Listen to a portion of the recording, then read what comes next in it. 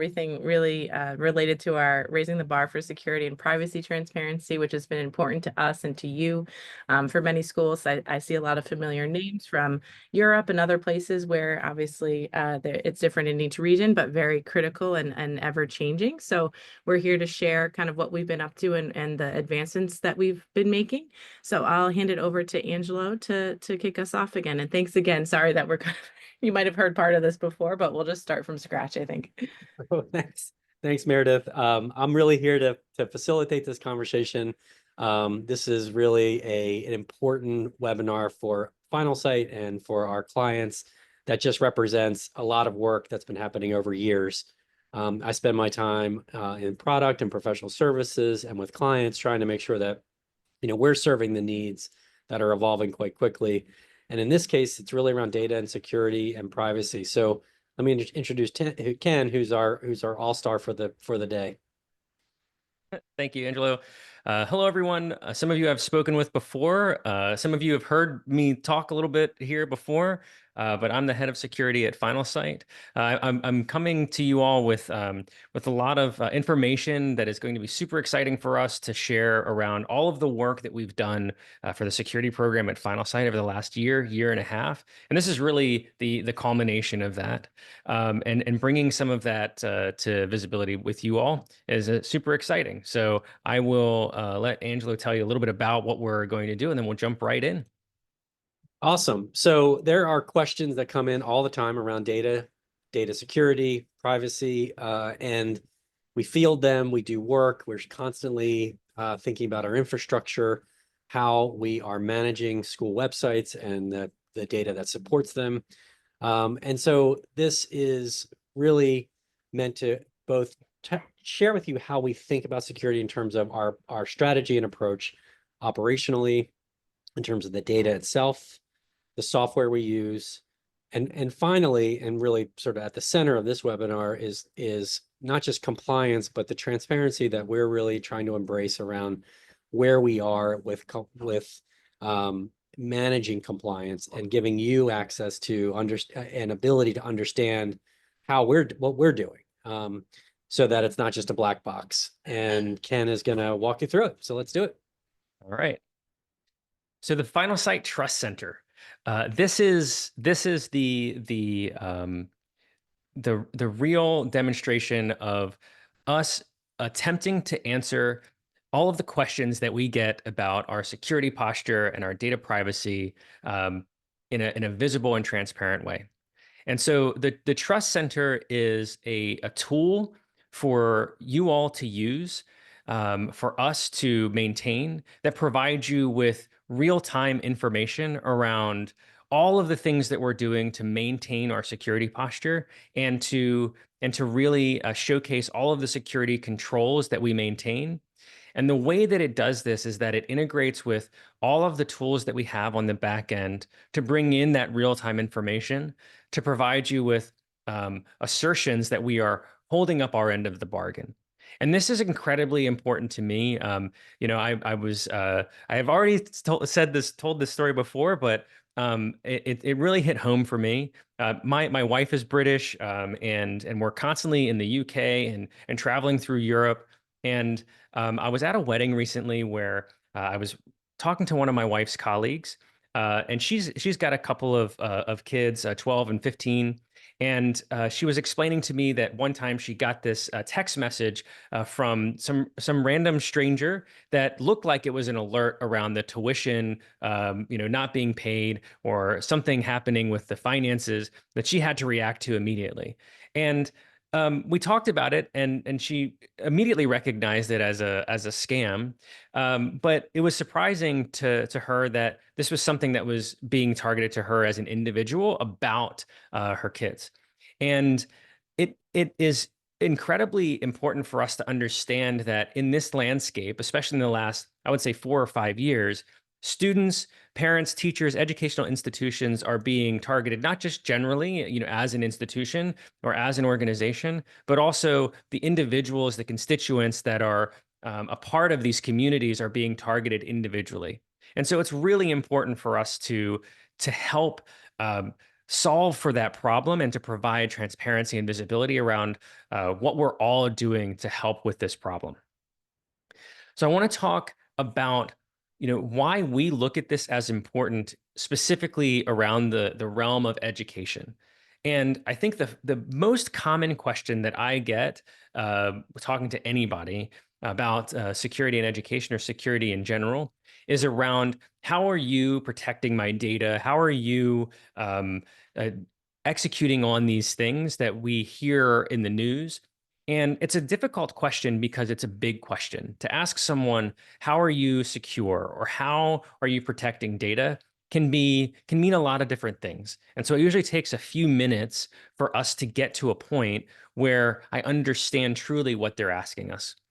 And this is an attempt to try to get to that area faster.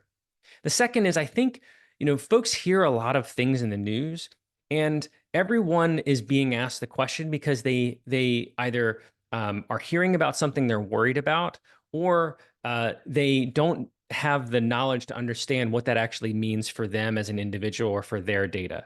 And so we want to try to provide that peace of mind and transparency, not just to you all, but to the folks that are in your communities and in your ecosystems. And the last is to me, not really the core of what we're attempting to achieve today, but I think a lot of folks look at compliance and it becomes this constant checklist of things that you need to be working through. And we need to adhere to those because these are the laws that are trying to help us as globally to do this correctly. But it is really just something that you arrive at. And we want to make sure that all of the work that goes on behind that has some substance. So there are also some unique challenges, I think, in education that I see pretty commonly. One is that a lot of institutions don't have a dedicated security team that a bank or a government might have, but they are targeted by the same people and the same nation state actors. So with these limited budgets and IT resources, the responsibility of security falls on folks that are not necessarily focused on that in their day to day. And so how we can make it easier for folks where it's not that focus is our goal, because we need to address the problem of those resource limitations. And I don't think that in the short term, the investment in security is necessarily going to go up across K-12. The second piece I alluded to before was that cyber threat actors are realizing this and targeting the education sector because there are specific areas that are extremely valuable, both on the black market and financially. And so as this threat increases over time, we are working to try to make it easier to fight those battles. And the last piece is this idea, I say complex IT environments, but really what I mean is there are a lot of legacy systems that are being combined with new technology. Because as our educational institutions are trying to keep up with giving information about the latest technology to students and to their constituents and providing this information and these capabilities, they're also really integrating that with these older systems, legacy systems, because of the first issue, which is that those resource limitations. So there's this really fine balance between these almost polar opposites that make the security environment and the security landscape really challenging.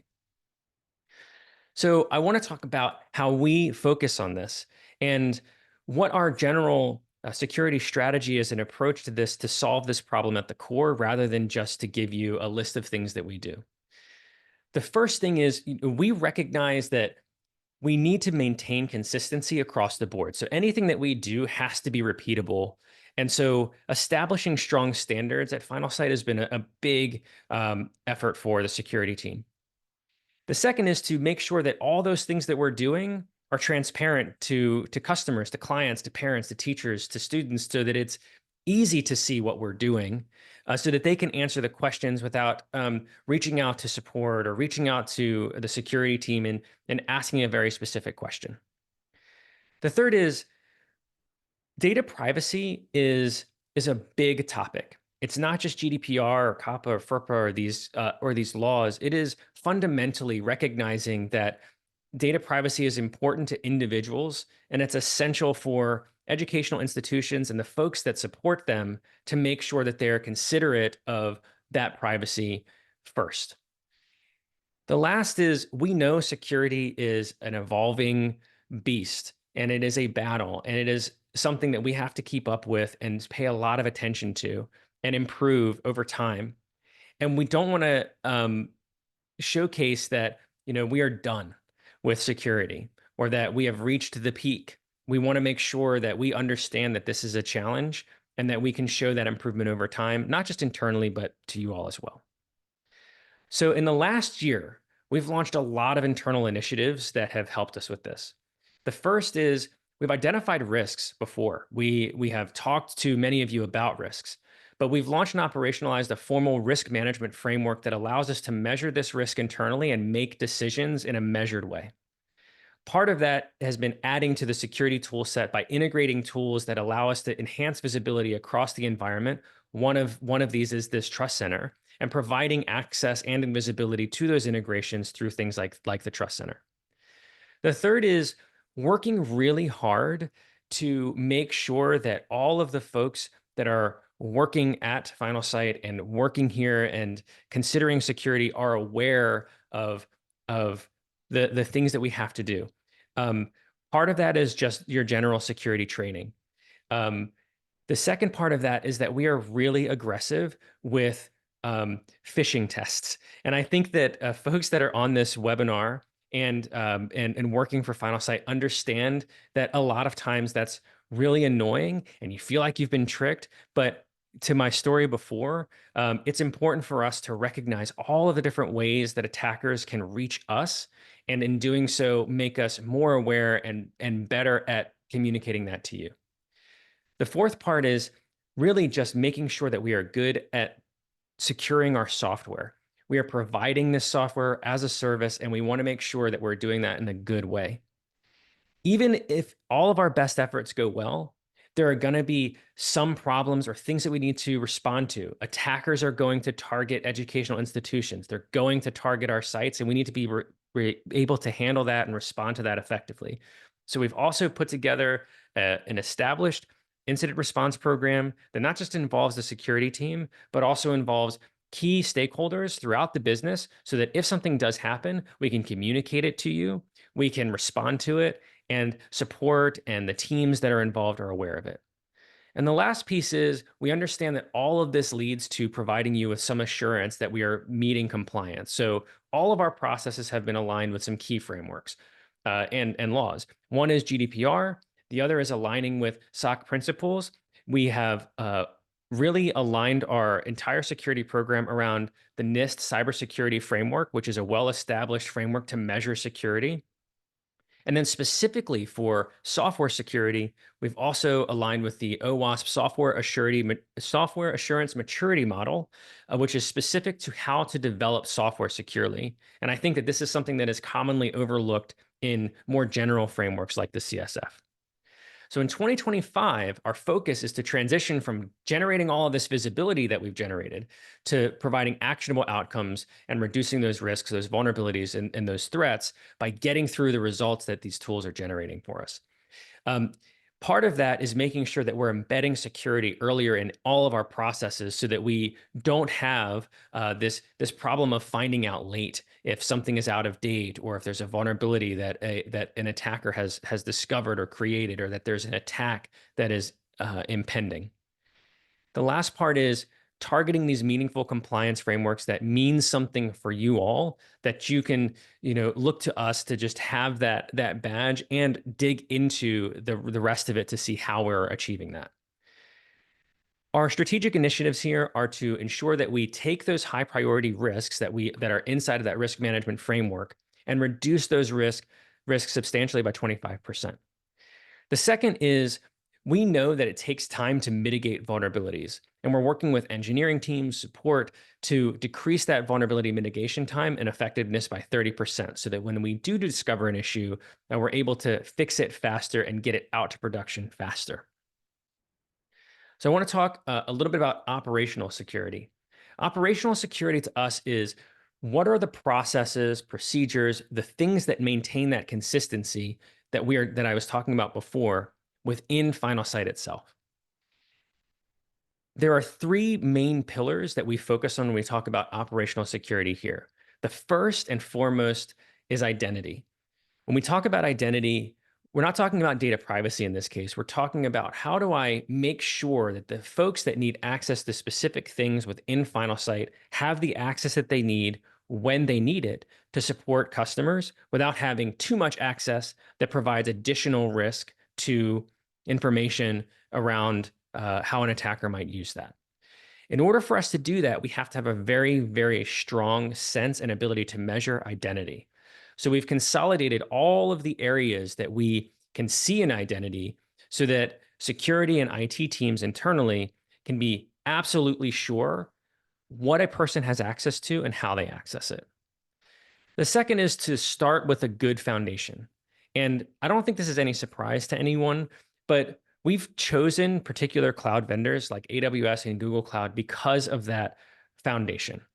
Our products are built on this because AWS and GCP take security seriously. So it allows us to focus on the things that secure our product on top of these platforms. This allows us to share our responsibility and lean on things like really strong physical security around data, secure defaults when it comes to platform and deployment, and allows us to focus on software and things that we control within those environments. And the last bit is a lot of the security tooling that we've added has been to add monitoring to the software so that we can respond to those incidents a lot more effectively. Monitoring is key for us to be able to investigate issues or see things that look suspicious. And we can't do that without enhancing that monitoring. So we've invested in security and incident event management systems. We've invested in vulnerability management system enhancement. And we've invested in those tools that allow us to alert and get a hold of folks faster in order to respond to those. And that will help us to establish this consistency in operational security. The second is sort of that outside-in mentality of, as a product, what are we doing around vulnerability management and testing? So to walk you through this diagram, when we launch software, there's a process where we build the project, we test it, we scan it for all of the security issues automatically, and I'll get into a little bit more depth there, and then we deploy it to these platforms.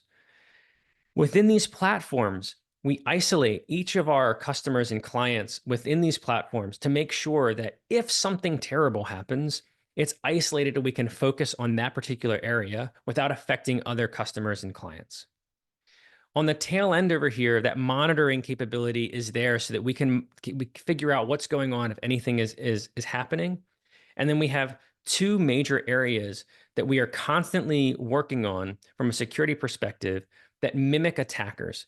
The first is just constant scanning of all of the platforms and systems that run the products. This is constantly happening. We are scanning every single day.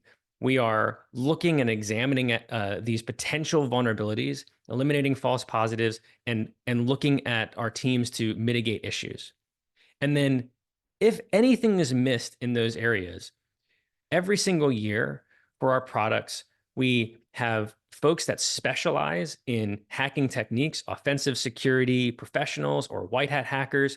They will attack our products, not our customers, and they will start to pick at things that are complex, attack paths that maybe an attacker will use or chain together to try to compromise a system, a site, an issue. And we work with them to solve for those problems in measured ways, either through repairing additional vulnerabilities that these tools didn't pick up, or by putting in controls in place that help us defend against these more complex attacks that aren't focused at a single point of weakness. So the second thing is for us is data security. And we talk about data security, it's really, I want to separate this from data privacy, because again, one of the questions I get all the time is, what do you do to secure my data? There are three major pillars here as well. One is making sure that we are able to deliver the service. The way that we deliver the service is to make it available. And to make it available, we need to make sure that it is redundant, resilient, and that if anything terrible or catastrophic happens, whether that's a natural disaster or whether that's something with one of these platforms and providers, that we're able to restore and get these things back up and running quickly. So we leverage backups, redundancy, highly available systems to make sure that these things are as available as possible. The second is around encryption. And I know some of you are familiar with this, but there are two major categories of encryption that folks are asking about. One is data in transit or data at rest. At rest, we're talking about data that is stored. And in transit, we're talking about data that's being sent from one place to another.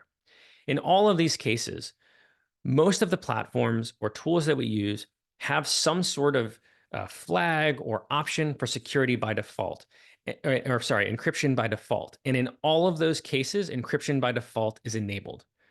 In cases where we want to add that second layer of encryption, we take it upon ourselves to encrypt even further in both of these cases. We understand, based on this legacy system element that we've talked about, that there are going to be protocols that are naturally insecure or unencrypted that customers need, and we work with them to ensure that they can still encrypt their data in some way and expose the weaknesses in how they might be operating. There are some things that folks might have to do that we need to help with. And so encryption is a core pillar of us trying to do that. And the last part is data privacy. And the way that we look at data privacy is how would we want someone to handle our data personally? And we extend that internally to the folks that are working at Finalsite. How do we protect their data? How do we protect our customers' data? How do we protect our schools' data? And if that data is looked at, how would we want that data to be handled? There is something core and elemental to being able to look inward and say, how would I want that to be handled? And this is something that we consider anytime we think about how we might handle data or separate data. So the last part of sort of technical jargon here is something that I want to focus on because it's a special place in my heart around building secure software.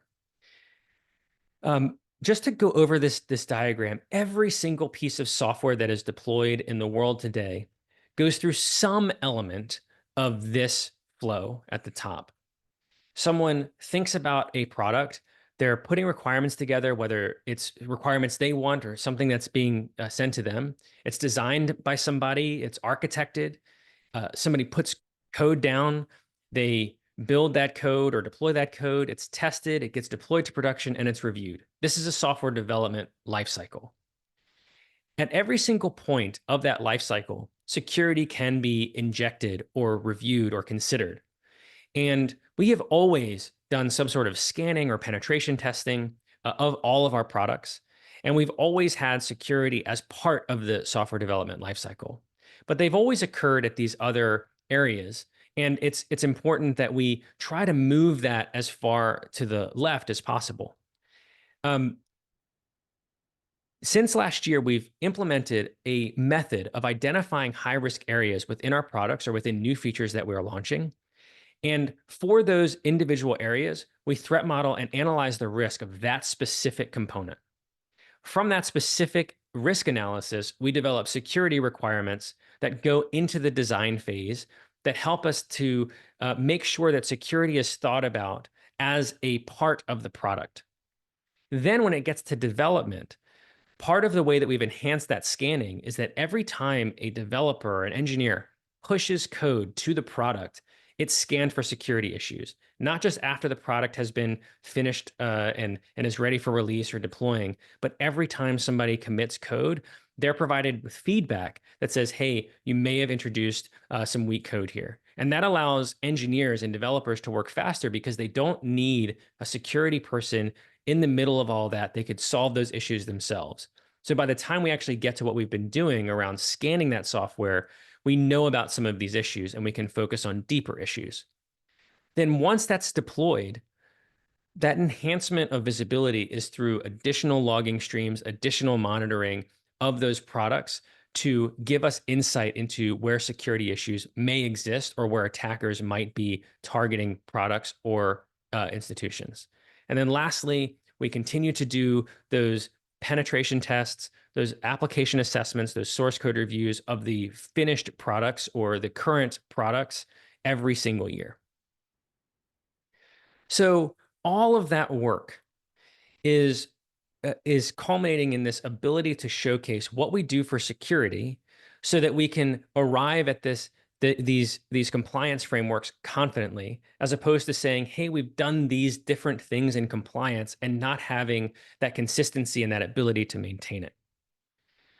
So schools are focused on compliance because of the risks that we've identified earlier. The financial gain that is available to attackers is massive. And so laws and frameworks are being built to try and address this issue as a forcing function of this threat. And we are trying to make sure that this is something that we think about from the beginning. I can say that the reason that this financial gain is so massive is because there is a huge opportunity when a young person is not applying for credit, has a raw social security number, or has people around them that care immensely about them that are willing to fork over money to save those people. There's a massive emotional response that we have as humans around our young people that attackers are focused on. And compliance is really trying to figure out a way to make this a law. So the Trust Center background is really designed to answer most of your questions around GDPR. That's where it started. But where it has landed is to provide this streamlined portal for all of the stakeholders that care about security, where they have easy access to comprehensive security documentation and updates. So right now, this is how we can answer questions around what we're doing for data security for GDPR and your compliance needs. But eventually, as we grow and evolve this platform, this is going to consolidate all of the security related information over time so that it can serve as a single source of truth for you around what we are doing around security practices and protocol. So right now we manage around 162 controls that you can go in and see, but that will grow over time so that you can get more and more information here. So we looked at this slide at the beginning, and this is the Trust Center. So I just want to highlight a couple of areas here. The first is we cannot achieve this GDPR compliance badge through this product unless we are meeting all of the elements in GDPR and we've identified all of the ways that we control this. This is measured all the time. So it holds us accountable for making sure that those controls are active and consistent every single day. Every single day I log into this platform, I look at any potential deficiencies, and I work with folks to repair them. And then you get to see that. So you can go and look at all of these controls and say, what do they do for data encryption? And you can go and see that that is something that we have checked today. There's also resources here available that folks frequently request around certifications around platforms or documents that are frequently requested, and more will be added over time, and you will have access to that information. What we hope this does is really build some trust, build some transparency, shows that we want you to know what we're doing. We also want to make sure that it's accessible and usable and that you have access to it anytime you need it, and that you're not waiting on a response from us or waiting on an email or waiting on an approval. We've automated a lot of these processes so that requesting that information is much, much faster, so that you can get to it in a matter of hours in a bad case, and a matter of minutes in the best case.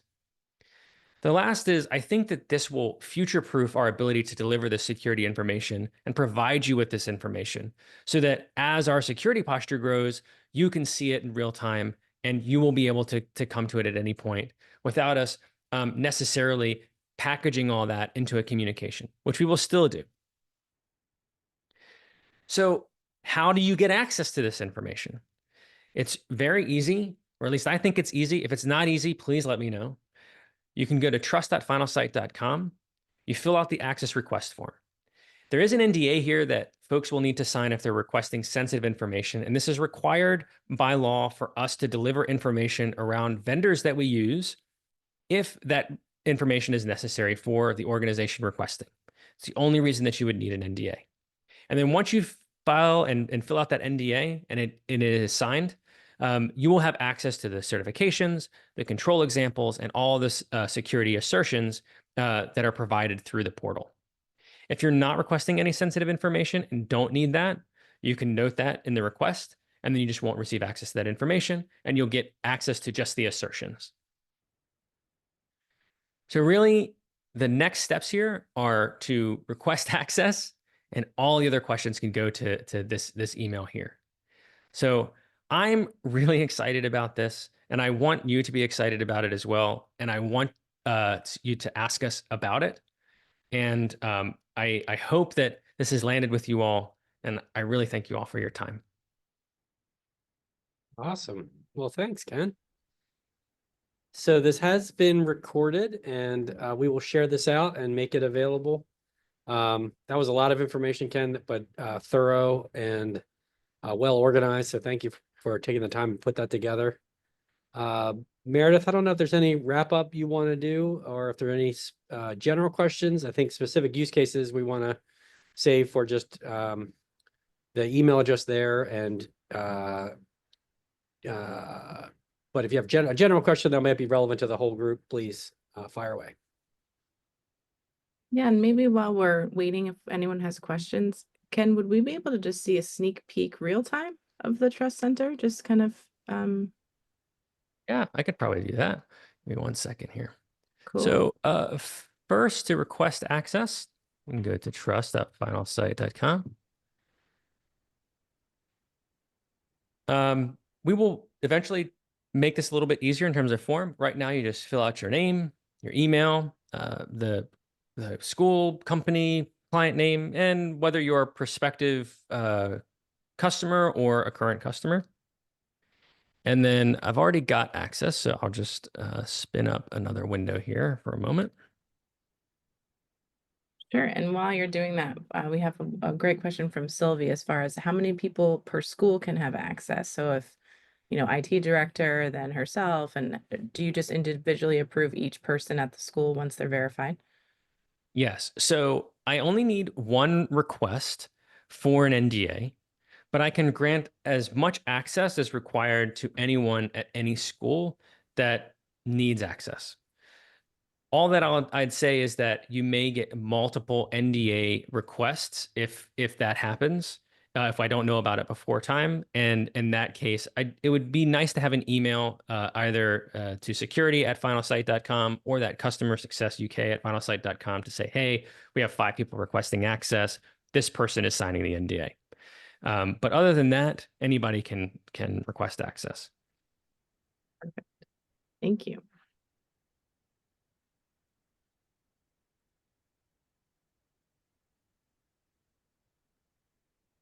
So we have some requests already. So I was trying to, I got distracted. I was trying to get them moving. Love So give me that. 1 second. Sure. Okay. So here is the full Trust Center. So you see we have some Google Cloud information around the SOC 1 and SOC 2, the AWS SOC Continuous Operations Letter, which are things that are requested by us all of the time. You can see our full GDPR compliance policy here, which is just a long document around how we approach GDPR. And then I have 3 or 4 sections to really split up these controls into more prescriptive areas. So in GDPR, you can click in and see answers to questions around articles. So if you're reading a particular article and it's asking you about something around, oh, well, I wonder what their password policy is and how it's enforced. This assertion says that based on the requirements of GDPR, we meet all of the requirements for password and in-scope systems for password requirements, and that password policy is enforced. And then that is something that is tested against our single sign-on and backend systems every single day. So if that policy ever changes, this would fail.